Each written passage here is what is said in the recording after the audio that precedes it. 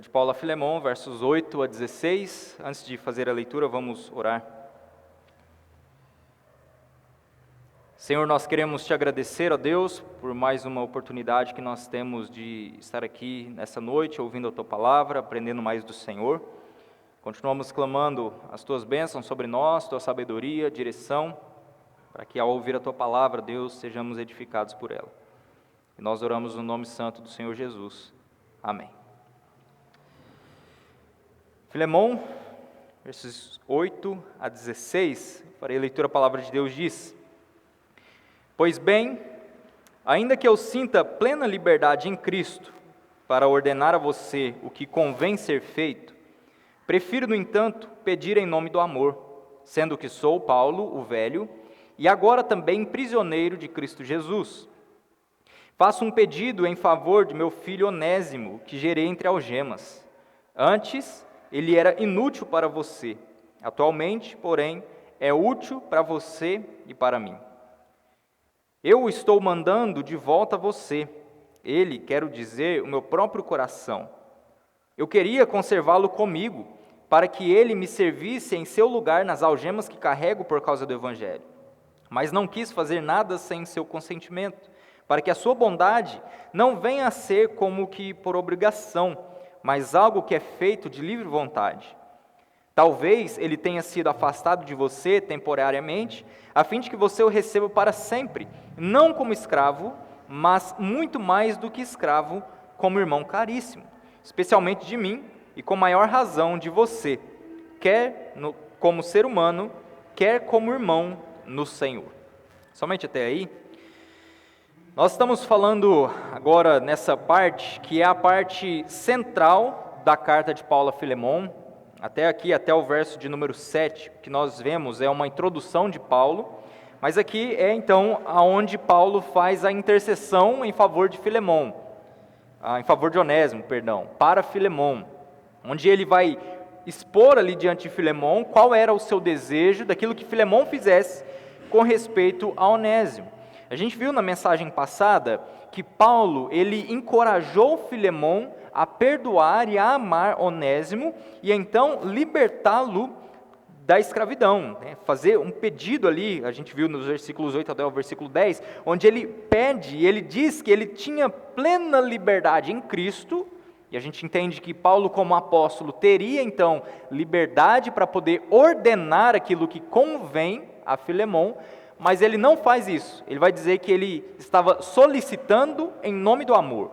Ele estava encorajando Filemon para que, em nome do amor, ele perdoasse Onésimo e ele restaurasse a comunhão, então, com Onésimo. A gente, olhando aqui para o texto, né, como nós falamos na última mensagem, Filemon sabia aquilo que convém fazer. Ele já conhecia a palavra de Deus, ele sabia já dos mandamentos do Senhor, ele tinha o ensinamento dos apóstolos, tinha o ensinamento do próprio Jesus, então havia algo que Filemon sabia e que era conveniente ser feito.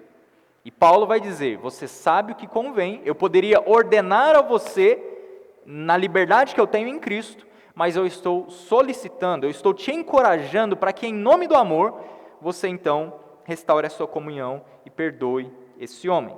E a gente vai ver hoje, a partir do versículo 12, que nós fizemos a leitura aqui, nós percebemos que agora é de fato onde Paulo faz o seu pedido a Filemon. E qual que é o seu pedido? Ele estava enviando Onésimo de volta, e ele queria conservar Onésimo com ele, mas ele está dizendo agora para Filemon: Filemon, não quis fazer isso sem o seu consentimento. Mas eu estou enviando Onésimo de volta a você, para que você, manifestando bondade a ele, então o liberte e o receba agora como um irmão.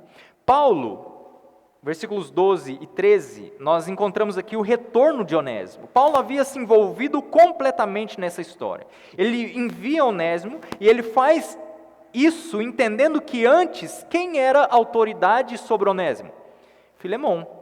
Porque Onésimo era um escravo, Filemon era o seu senhor.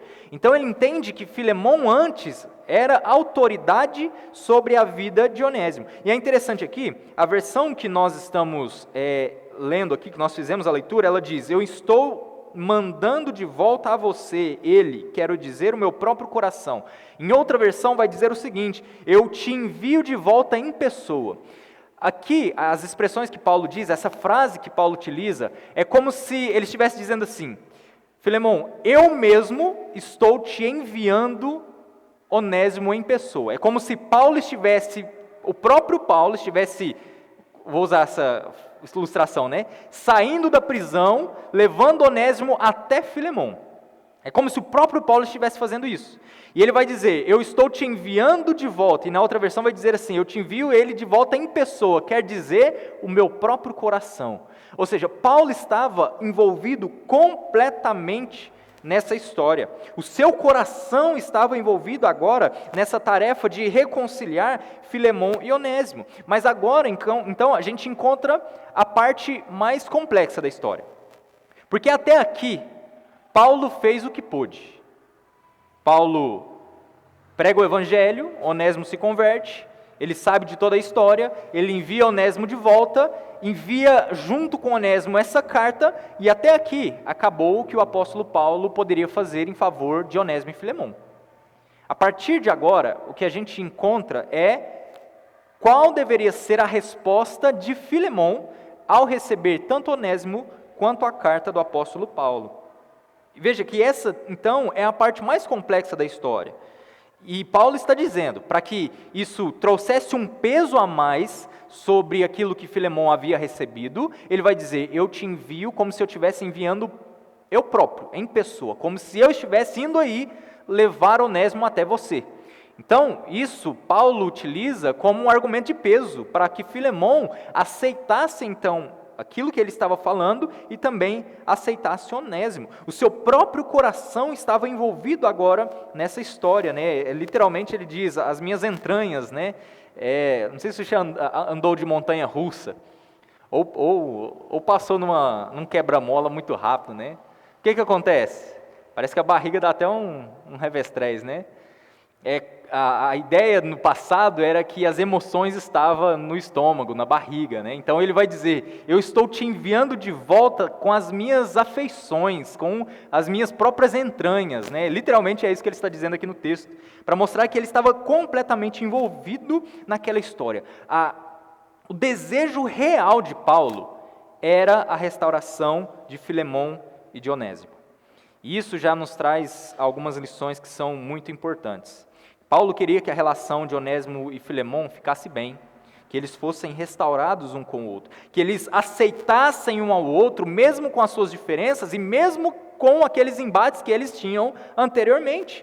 Eles deveriam amar um ao outro assim como Cristo nos amou e se entregou pelos nossos pecados. E veja que lição preciosa nós temos aqui, em que Paulo, que poderia não ligar muito para essa história, que não tinha absolutamente nada a ver com o que aconteceu entre Filemão e Onésimo, mas por causa do Evangelho, e por causa do amor cristão, e por causa da fé, ele estava se envolvendo completamente nessa história, trazendo então restauração entre essas duas partes.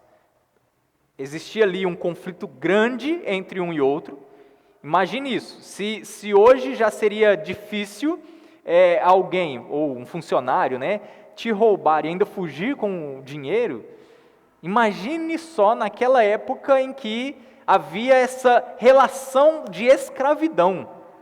Então veja, não era uma relação trabalhista, você assina uma carteira de trabalho, se você quiser demitir, você demite, você tem os seus direitos como patrão e o empregado também tem os seus direitos, os seus deveres como empregado, e você recebe benefícios, você recebe fundo de garantia e todas essas coisas que existem aí no meio. Não existia isso naquela época. Um escravo que fugia do seu senhor poderia ser condenado à morte. Mas agora, por causa do Evangelho, Paulo, sendo aquele que amava o Evangelho, sendo pregador do Evangelho, agora estava levando uma mensagem de reconciliação entre essas duas partes. E isso já traz para nós uma lição muito preciosa, de como nós também devemos buscar a reconciliação uns com os outros. Você acha que foi fácil para eles? Com certeza não. Com certeza não. E é fácil para nós também quando existe qualquer empecilho, qualquer embate, quando a gente trava, né, as lutas, né, os questionamentos uns com os outros, não é fácil. Nós passamos por isso e às vezes nós não sabemos lidar com isso. Mas o Evangelho é aquilo que nos ajuda e que nos faz agora entender que, como irmãos em Cristo, nós devemos amar um ao outro e nos reconciliar uns com os outros. E veja o que Paulo vai dizer aqui. Ele não só se envolve com essa história, mas ele vai dizer no versículo 13, olha o que ele diz: eu queria conservá-lo comigo, para que ele me servisse, o que diz aí?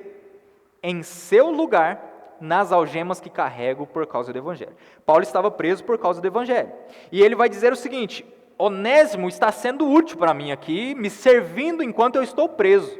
Eu gostaria, Filemão, de conservar Onésimo aqui comigo, para que ele me servisse, e preste atenção no que Paulo diz, me servisse no seu lugar. É como se Paulo estivesse dizendo assim: Filemão, eu sei que você não pode, por causa das suas tarefas, por causa da sua família talvez, você não pode me servir nas minhas cadeias, mas Onésimo pode.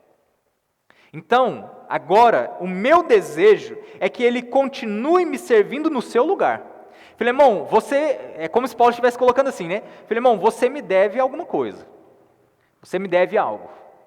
E eu gostaria muito que você me servisse, mas como você não pode, que você então liberte Onésimo para que ele, em seu lugar, me sirva por causa das algemas que eu carrego pelo Evangelho. Então, o desejo de Paulo é que agora ele pudesse libertar Onésimo para que ele continuasse servindo Paulo no seu aprisionamento. Paulo, quando escreve, por exemplo, a carta aos Colossenses, ele menciona Onésimo. Em uma das mensagens a gente falou sobre isso. Ele menciona Onésimo como um irmão importante na igreja de Colossos. Então, né, eu já disse, né, spoiler de história que aconteceu 2000 anos atrás não existe. A gente sabe que Filemão libertou Onésimo da escravidão. E ele escreve isso dizendo: você deveria me servir, Filemão.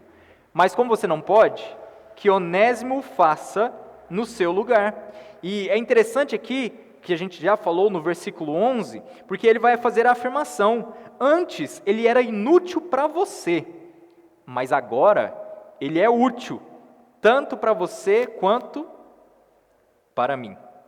Então, de escravo de Filemão, ele passou a ser escravo de Cristo, servindo Paulo enquanto Paulo estava preso por causa do Evangelho. Veja que Onésimo, ele foi alguém fundamental enquanto Paulo estava preso. Enquanto Paulo estava ali, ele era aquele que estava servindo Paulo para que Paulo continuasse desenvolvendo o seu ministério. Aquele que antes era inútil para Filemão, agora é útil para Deus, é útil para Cristo, é útil para o Evangelho. E agora está servindo Paulo nas suas cadeias, de maneira que, por meio do serviço de Onésimo a Paulo nas suas cadeias, outras pessoas poderiam ouvir a respeito do Evangelho e então se converter a Cristo. Então, aquele escravo que foi inútil, que era inútil, agora era útil. E aqui Paulo faz um jogo de palavras com o nome Onésimo. O nome Onésimo significa literalmente útil. Então Paulo está dizendo: ele era inútil para você, agora ele é útil para você e para mim, para o Evangelho. Esse homem agora é um escravo de Cristo. E agora você tem a oportunidade de libertar esse homem para que ele, no seu lugar, me sirva no Evangelho. Por mais que você não tenha condições de me ajudar, Filemão, mas Onésimo tem, liberte-o. E qual que era a resposta que Paulo esperava de Filemão? Versículos 14, a gente encontra essa resposta. Não quis fazer nada sem o seu consentimento, para que a sua bondade não venha a ser como por uma obrigação, mas algo que é feito de livre vontade. Eu não quis fazer sem que você tomasse entendimento ou conhecimento de tudo isso. Mas eu quis fazer para que, de forma que você agora, Filemão, pudesse demonstrar bondade. Eu não faço para que você seja obrigado a ouvir e atender às minhas palavras, embora eu tenha autoridade para ordenar aquilo que convém. Então veja que antes Paulo ele vai dizer: eu te peço em nome do amor. Agora ele está dizendo: usando outro argumento, dizendo o seguinte: olha, agora eu te peço em nome da bondade. Você, Filemão, é um homem bom, é um homem que tem o caráter de Cristo. E eu espero que agora você, como alguém que manifesta bondade, liberte Onésimo. E eu peço para que você não faça isso, ou para que Onésimo não me sirva sem o seu consentimento, mas para que você saiba disso e o liberte pela bondade. Veja que Filemão sabia o que convém. Ele sabia qual era o exemplo que Cristo havia deixado. Ele conhecia o amor de Deus. Ele já sabia da resposta exigida como um cristão, mesmo diante dessas dificuldades. Mas ainda assim, Paulo vai dizer: Filemão, em nome da bondade, demonstre isso a Onésimo. Veja como o amor cristão, ele está acima de todas as coisas. Como a Escritura vai dizer, o amor cobre multidão de pecados.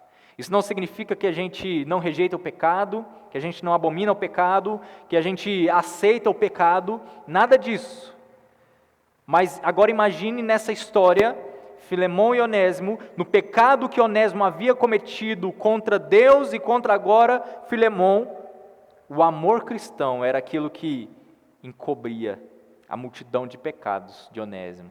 De forma que, por meio do perdão, por meio do amor que há em Cristo, Filemão poderia olhar para Onésimo, não com um olhar de julgamento, não com um olhar de condenação, mas com um olhar de amor, de misericórdia, um olhar de perdão, porque essa é a mensagem que nós recebemos do Senhor. O que a Bíblia vai dizer sobre nós? Que nós somos pecadores, que nós estávamos condenados diante de Deus, que nós não éramos amigos de Deus, nós éramos seus inimigos, e Ele nos amou sendo nós ainda seus inimigos. Ele enviou seu Filho ao mundo, Jesus morreu pelos nossos pecados, morreu em nosso lugar por amor a nós. E veja que o amor cristão, quando ele é aplicado nas nossas vidas, nos nossos relacionamentos, não importa aquilo que aconteça, nós iremos continuar demonstrando amor, demonstrando misericórdia, porque o amor cristão está acima daquilo que de fato nos divide como irmãos em Cristo. E perceba que uma das coisas que eu acho mais interessantes aqui nesse texto está aqui no versículos 15 e 16, porque olha o que Paulo vai fazer, quais são as afirmações de Paulo. Talvez ele tenha sido afastado de você temporariamente, a fim de que você o receba para sempre, não como escravo, mas muito mais do que escravo, como irmão caríssimo, especialmente de mim e com maior razão de você, quer como ser humano, quer como irmão no Senhor. Preste atenção nessa expressão de Paulo. Eu acredito que ele veio a ser afastado de ti temporariamente. Perceba aqui o plano de Deus, a soberania de Deus nessa história. Porque você talvez pode pensar, né? Um escravo, fugitivo, o que Deus tem a ver com isso? Veja como Deus tornou uma história terrível, de escravidão, de fuga, de condenação, em uma história agora de demonstração de amor pela fé. Porque Paulo vai dizer, eu acredito que ele veio a ser afastado de ti temporariamente. Dentro dessa frase de Paulo, a gente pode entender que Deus ele tinha um propósito tanto na vida de Filemão quanto na vida de Onésimo. Veja que Onésimo fugiu, chegou até Roma, ouviu o Evangelho, se converteu a Cristo. Veja que Deus então transformou essa história terrível em algo bom. Deus, vou usar essa expressão, né? Deus redimiu a história ali de Filemão com Onésimo. Principalmente a história de Onésimo. Porque antes não só um escravo fugitivo, mas alguém que estava condenado e queria morrer, ia para onde? Para a condenação eterna. Mas Deus, na sua soberania, usou essa história, que não deveria ter acontecido, para trazer algo e uma lição muito boa para nós, sobre agora a conversão de Onésimo e agora a restauração dele com Filemão. Nós cremos, é claro, que na eleição, nós cremos que Deus nos escolheu antes da fundação do mundo, e em algum momento, Onésimo teria se convertido a Cristo, porque nós cremos nisso. Mas veja que Deus usou dessa história para trazer a redenção de Onésimo, para trazer salvação para a vida e o coração de Onésimo. Então veja que muitas pessoas, já ouviu aquela famosa frase, né? Ou vem pelo amor ou vem pela dor? Em certo sentido, é até verdade essa frase. Porque as pessoas que foram escolhidas por Deus desde antes da fundação do mundo, para serem salvas, como Paulo vai dizer em Efésios capítulo 1, essas pessoas podem chegar a Cristo, ou em momentos bons ou em momentos maus. Filemon e Onésimo, nessa história que nós encontramos, com certeza não foi um momento muito bom, mas Deus, na sua infinita misericórdia, trouxe a redenção agora para aquele homem.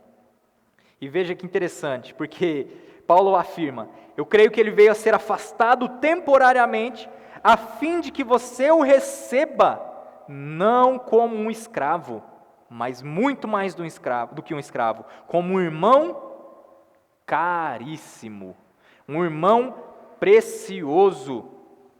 Esse verso, irmãos, esse versículo que nós fizemos a leitura, versículos 15 e 16, especialmente o versículo 16, imagine uma montanha, e esse texto é uma montanha. O topo da montanha é esse versículo. Você o receba não como escravo, mas como irmão caríssimo. Esse é o ponto mais alto aqui da carta. Porque é isso que Paulo queria que Filemon entendesse. Todo esse rodeio que ele faz, falando e dando argumentos para Filemon, falando sobre o amor cristão, falando sobre perdão, falando sobre misericórdia, sobre reconciliação, entre aspas, enchendo a bola de Filemon lá no começo da carta, era para que ele entendesse isso, que Onésimo era um irmão caríssimo, um irmão precioso para ele. E perceba que o interessante, o contraste que essa carta faz. Porque Onésimo era o quê? Era um escravo. Um escravo, naquele tempo, ele valeria 23 mil reais. Mais ou menos, tá? A gente está fazendo uma conta de padaria aqui, tá? Imagine que você ganhasse um salário mínimo e fosse comprar um escravo. Seria 1 ano e meio de trabalho. Então, o que eu quero dizer com isso? 1 ano e meio de trabalho. Imagine, é claro que escravidão é algo terrível, a gente não está entrando nesse mérito, tá? Se deveria ou não existir. É algo terrível, não deveria. Mas imagine você trabalhando 1 ano e meio, comprando um escravo, não estou dizendo que deveria fazer, tá? Mas imagine você na história. Você trabalha 1 ano e meio, compra um escravo e ele foge. É um prejuízo grande.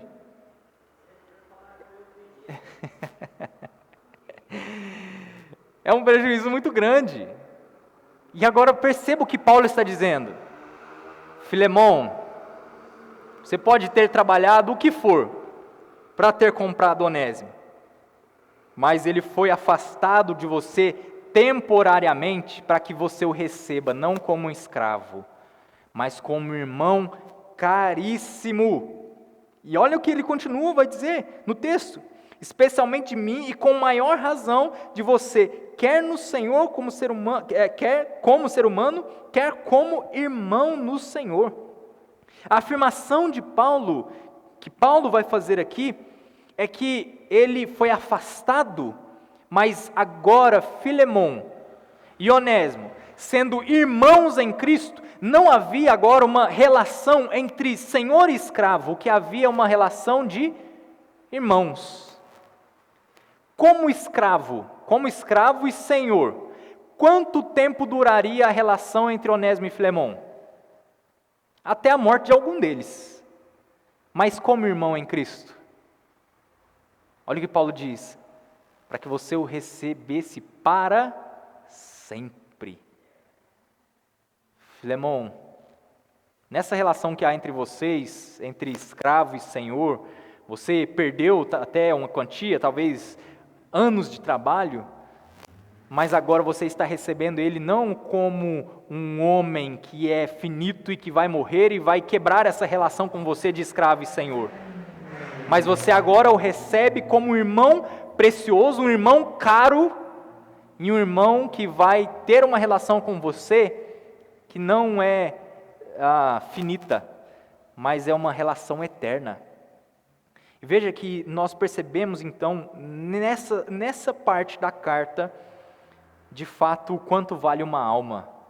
Quanto vale uma alma? Não era 1 ano e meio de trabalho. Não era, sei lá, rios de dinheiro. Uma alma vale mais que o mundo inteiro. É o que o Senhor vai nos afirmar.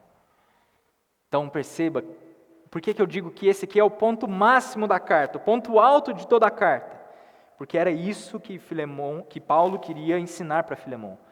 Filemão, essa relação de escravo e senhor dura até a morte de um de vocês dois. Mas a relação de irmão em Cristo é uma relação eterna. Ele, como um escravo, ele tem um valor que você pode pagar por ele. Mas como um irmão em Cristo, não há valor. A alma dele vale mais do que o mundo inteiro. Filemão, como um irmão em Cristo, por mais que você fosse o dono de tudo, do mundo todo, você não poderia pagar pela alma de Filemão. Mas Cristo agora pagou.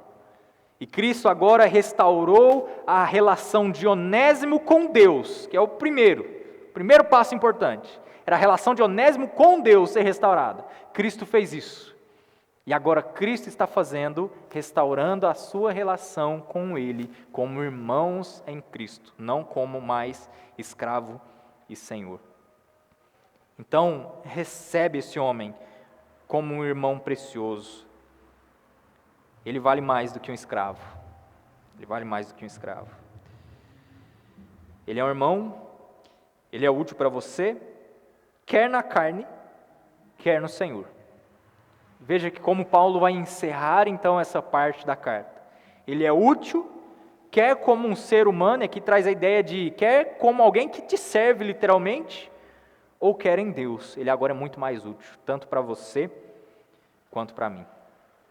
Então veja como esse é o ponto máximo, ponto áureo da carta, onde essa mensagem era o que deveria ficar no coração de Filemão e que ele deveria então de fato aprender do Senhor. O que nós podemos então, para encerrar, trazer de aplicações? Eu quero trazer algumas. Primeiro, todos aqueles que creram no Evangelho são irmãos em Cristo. Essa é a primeira aplicação que nós podemos tirar, e já temos falado sobre isso em toda essa carta. Todos aqueles que creram no Evangelho fazem parte da mesma família, são irmãos em Cristo Jesus. Então, nesse sentido, não há superioridade, não há quem seja mais do que outro, ou menos do que outro. Todos nós estamos em igualdade diante de Deus, todos nós. Não é porque talvez tenhamos dons diferentes, capacidades diferentes, tenhamos condições sociais diferentes, porque essa era a relação de Filemão com Onésimo. A condição social dos dois era diferente, não era igual. Talvez o conhecimento, a sabedoria, como tratar os negócios dos dois eram diferentes. Mas agora, em Cristo, eles eram um, não dois. Um só corpo em Cristo Jesus. Então essa é uma das lições mais preciosas que nós podemos aprender aqui. Como irmãos em Cristo, todos nós que cremos no Evangelho, somos um no Senhor. De forma que não há distinção. Como a Bíblia vai nos dizer, não há homem, mulher, escravo, livre, judeu, gentil, mas Deus é tudo em todos. Não há distinção. Segunda lição é que o Evangelho, ele é o ponto central da nossa vida, de tudo que nós fazemos. Veja que o Evangelho transformou Paulo, transformou Filemão, transformou Onésimo e a relação desses três uns com os outros. A gente vai chegar depois, se Deus assim permitir, em uma parte também muito bonita da carta, onde agora Paulo se coloca de novo, na linha de frente de batalha, e vai dizer assim para Filemão: Filemão, eu agora me coloco como pagamento pela vida de Onésimo. Se ele te deve alguma coisa, coloque isso na minha conta. Não cobra dele não, cobra de mim. Então veja que é isso que o Evangelho faz. É isso que o Evangelho faz. Nos ensina que Ele, sendo central na nossa vida, Ele nos molda de tal forma que a gente passa a agir como Cristo. É o que Paulo vai fazer aqui depois na carta. Ele se coloca assim como Jesus, que é a nossa redenção, que é o pagamento pelo nosso pecado. Paulo se coloca como pagamento da dívida entre Filemão e Onésimo. Irmãos, é isso que o Evangelho é para nós. Ou é assim que o Evangelho transforma a nossa vida e o nosso coração. Eu sempre digo isso e volto a repetir. Às vezes a gente pensa no Evangelho como uma mensagem para quem está perdido, para quem precisa de Cristo, para quem precisa de salvação, e a gente se esquece que o Evangelho também é para nós salvos. Que o Evangelho deve nos transformar dia após dia. Que essa mensagem de que Cristo morreu pelos nossos pecados, foi sepultado, ressuscitou ao terceiro dia e agora está vivo e vai voltar para nos buscar, é uma mensagem que deve transformar a nossa vida todos os dias. O que isso significa? O que isso então significa? Significa que nas nossas relações uns com os outros, por mais que exista, de novo, as divergências, os conflitos, mas nós, por meio do Evangelho, devemos resolver tudo isso. De forma que, assim como Cristo fez em nosso favor diante de Deus, nós também fazemos uns pelos outros. Terceiro lugar, Deus tem um plano em todas as coisas. Se você não consegue perceber a soberania de Deus aqui, você não vai perceber em lugar nenhum mais. Um escravo fugitivo que chega num lugar, ouve do Evangelho, se converte. O que mais poderia acontecer nessa história se não fosse a soberania de Deus em guiar, em conduzir tudo isso? Em permitir que, mesmo diante dessa situação terrível entre ambos, isso fosse convertido num bem maior. E talvez, muitas vezes, isso aconteça conosco. Não estou dizendo que Deus seja a favor das nossas brigas, das discussões, das divisões que muitas vezes há dentro da igreja. Deus não é a favor disso. Mas muitas vezes Deus transforma aquilo que é mal, pecaminoso, e transforma as nossas mazelas em algo bom, converte isso em algo bom. Então, às vezes, há discussões na igreja, por mais que Deus não deseje isso, mas às vezes, na sua soberania, Ele transforma aquilo que foi ruim e que não era aceitável e desejável ao seu coração, mas transforma isso em algo bom, de forma que a igreja é fortalecida no Senhor. Pense, por exemplo, em todos os falsos mestres, os homens que entravam nas igrejas, deturpavam o Evangelho, e como Deus, usando isso, abençoou o seu povo. Como? Com a sua palavra, com os escritos dos apóstolos, com a forma como Deus governava todas as coisas. E veja, por exemplo, que é um exemplo disso, né, de que Deus usa algo terrível na história para converter em algo bom. Se você pensar na história do mundo, o que vai acontecer no fim dos tempos? Os homens se afastarão de Deus, virá o anticristo, tudo isso acontecerá, mas Deus continua sendo soberano. Isso significa que no fim de tudo, todas as coisas convergirão ao Senhor e Ele será glorificado.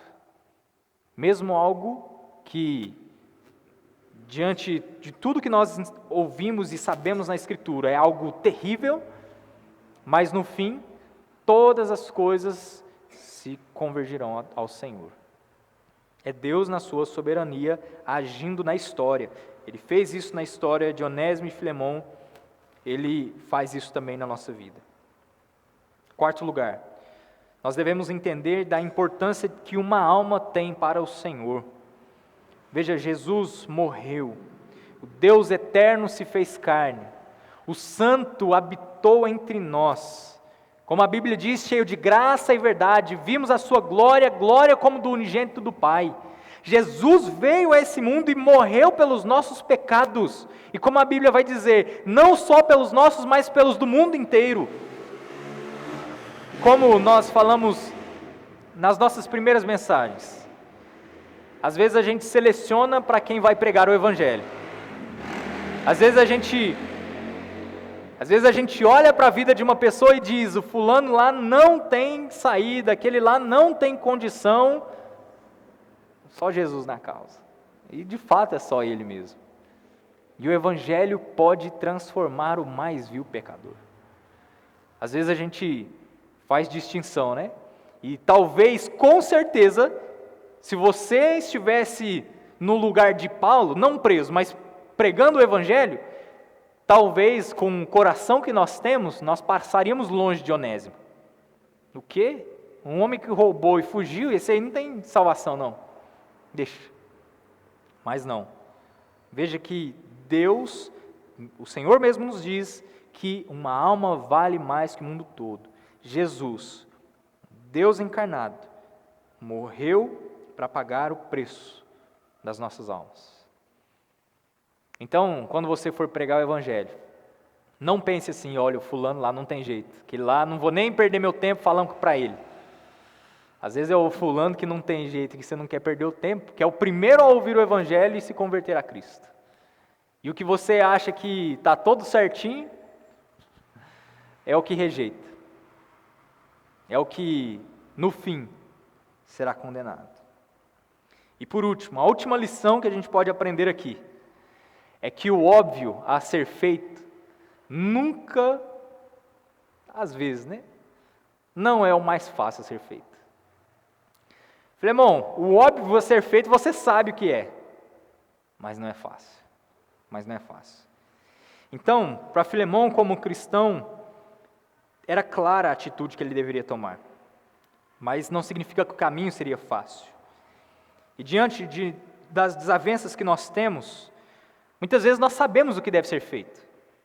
Às vezes, os conflitos que há em casa, na igreja, no trabalho, a gente sabe o que deve ser feito. Ninguém é bobo. Se você minimamente conhece um pouco do que a Escritura diz, você sabe muitas vezes o que deve ser feito nos conflitos que existem. E aí o que normalmente acontece? Às vezes a gente endurece o coração, mas a gente não deve fazer isso. Não estou dizendo que é fácil. O óbvio a ser feito nem sempre é o mais fácil a ser feito, mas nem por isso a gente tem que deixar de fazer. Deu para entender aqui? Então, diante das desavenças que nós temos em qualquer lugar, seja em casa, no trabalho, entre família, entre igreja, nós, sabendo aquilo que deve ser feito, devemos caminhar rumo à restauração, ao perdão, ao amor. Às vezes, na sua caminhada cristã, você vai saber exatamente o que deve ser feito. E aí você vai precisar orar. E muito. Para que Deus te dê misericórdia, para que Deus quebrante o seu coração, a fim de que você consiga restaurar a comunhão com alguém. A gente deve ter em nosso coração a disposição de abandonar as nossas vontades, os nossos desejos, os nossos pensamentos. Tomar a cruz e seguir ao Senhor. Veja que é fácil? Não é não. Eu talvez antes de perdoar Onésimo tinha dado uns 3 cascudos nele. Mas deveria perdoar, amar, tomar a minha cruz e fazer aquilo que é o óbvio a ser feito. Vamos orar? Senhor, nós queremos te agradecer pela Tua palavra, pedir que Teu Espírito continue falando ao nosso coração, instruindo, exortando, corrigindo, quebrante o nosso coração, para que diante dos conflitos que temos, nós possamos perdoar, nós possamos amar assim como Cristo nos amou. Ó Deus, tenha misericórdia. Sabemos que somos pecadores, somos falhos. Pedimos que o Senhor continue trabalhando na nossa vida para que o caráter de Cristo seja visto em nós. E que como servos, como irmãos, nós possamos amar uns aos outros, perdoar uns aos outros e seguir andando segundo a Tua vontade. Nós te agradecemos, ó Deus, pedimos as Tuas bênçãos também por essa semana que se inicia. E é no nome do Senhor Jesus que oramos. Amém.